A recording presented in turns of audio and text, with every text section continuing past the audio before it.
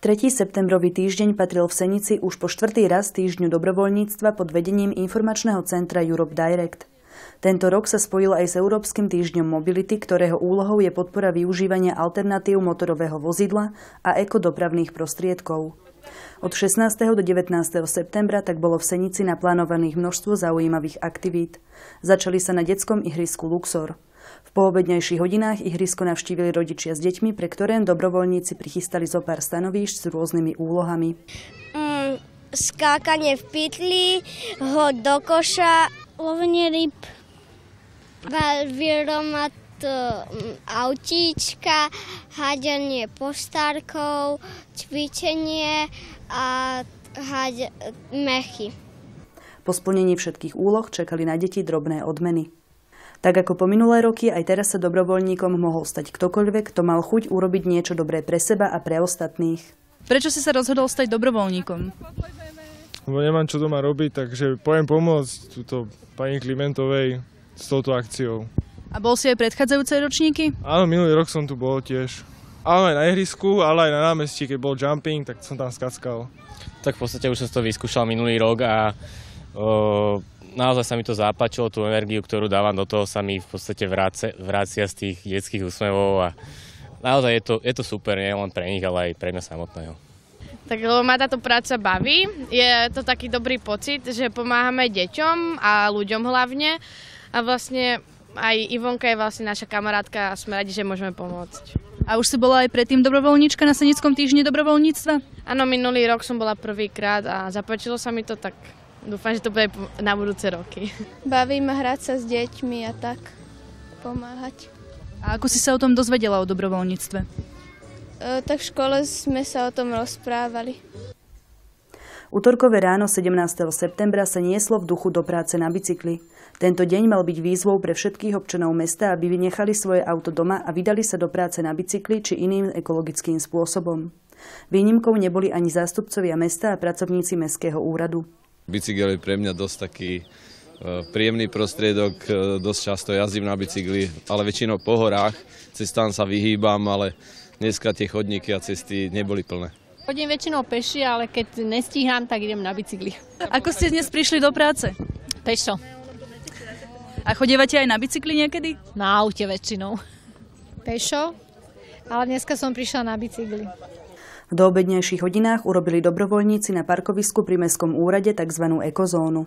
Keďže sme sa zapojili ako mesto Senica do Európskeho týždňa mobility, kde bola aj taká podmienka alebo taký námet, že by sme mali vyhradiť jedno miesto v rámci tohto týždňa, ktoré bežne používajú autá, tak aspoň na jeden deň ho vyhradiť len pre chodcov, cyklistov a proste auta dať odtiaľto preč, tak sme sa rozhodli, že my využijeme práve parkovisko mestského úradu a vytvoríme na ňom takú ekozónu s cieľom, že chceme ukázať, že keby bolo menej aut, toto parkovisko by to nemuselo byť a mohlo by to byť veľa iných super vecí pre deti ihrisko, mohol by to byť park, robíme tu piknik, kaviarničky, máme tu taký cyklokútik, ateliér.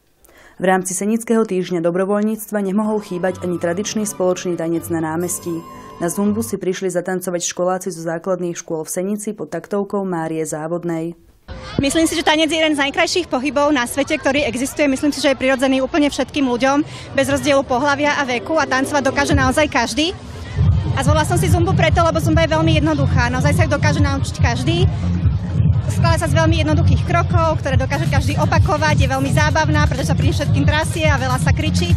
Takže preto som sa rozhodla priniesť deťom, aby videli, aká môže byť zábava, tanec a pohyb. Naše hodiny zumby začínajú teraz v nedeľu a budú bývať každú nedeľu o 6:30 večer na 3. základnej škole v telocvični, takže každý je vítaný, môže sa zúčastniť. Vo štvrtok 18. septembra na detskom ihrisku na Štefaníkovej ulici pokračoval boj proti šedým múrom. Cieľom bolo zafarbiť šedé múry mesta a urobiť tak zo Senice krajšie miesto. Mladí dobrovoľníci však nezabudli ani na starších občanov zo zariadení sociálnych služieb. V piatok 19. septembra im pripravili malý výlet s prehliadkou Vesta Senickou mestskou hromadnou dopravou na vlakovú stanicu. Keďže veľká väčšina týchto občanov má obmedzený pohyb, príjemne ich tento výlet prekvapil. V tento deň bola mestská hromadná doprava pre všetkých zadarmo. Počas týždňa Senicou jazdil špeciálny autobus mestskej hromadnej dopravy na linkách 2 a 3, tzv. Facebus. Na stenách tohto autobusu ste mohli nájsť fotografie svojich priateľov a známych a vnútri nástenku, na ktorej ste mohli zanechať odkaz.